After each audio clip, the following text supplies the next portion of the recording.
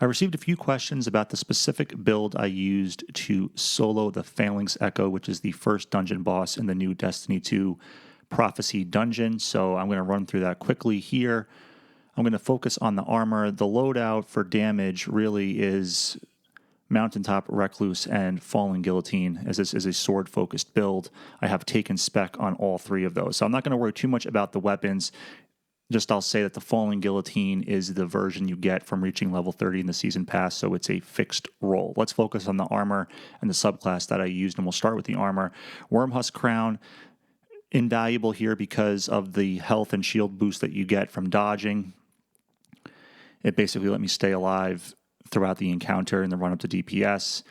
I use Concussive Dampener to lessen the impact of area of effect damage, as the knights are constantly firing at you throughout the encounter. Special Ammo Finder in order to have mountaintop ammo, and Sword Ammo Finder really as an insurance policy. Didn't want to leave anything to chance about maybe not having enough sword ammo in the DPS phase. On the arms here, I've got Hive Barrier is really the most important of the three. That works here because most of the enemies that you encounter are taken Hive, and so the Hive Barrier perk will proc and give you that damage resistance. I think it's 20% for 10 seconds, and again, you're under fire constantly, so it's pretty much up throughout the encounter. Enhanced Grenade Launcher Loader, that's for clearing ads, for taking out the knights in order to bank the moats and get to the DPS phase. And then a Boss Resist. I don't know how much that really played into things here. I put it on basically just to kind of be safe. On the chest piece, Major Resist, okay, most of the enemies that you face are knights throughout the encounter, and they are yellow bars, so that works on the majors. Sword Reserves to increase my ammo for the Fallen Guillotine. Overload Grenades, again, that was really for the boss to try to limit his damage output as I was up in his face for the DPS portion of this. Whether or not that had a dramatic impact, I can't say for sure. And then finally, Taking Charge, because I need to get charged with light. And why do I need that? Well, it's on the boots because Loosened Blade is the perk. We'll actually dive in a little bit closer here. So this gives you bonus sword damage for 5 seconds after you deal damage with the sword when you're charged with light, consuming 1 stack of charged with light. And I've got another arc mod on here to increase the charge rate for my sword so I can do the heavy attack. And that's really what this build is centered on. Other perks here, Sword Scavenger. This is arc, which means that the secondary perk here procs on Loosened Blade. Enhanced Sword Scavenger here is what I was going to use anyway, and then Concussive Dampener again.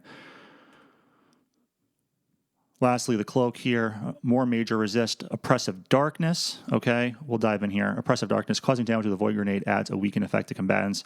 You'll see that I grenaded the boss as the DPS phase was going.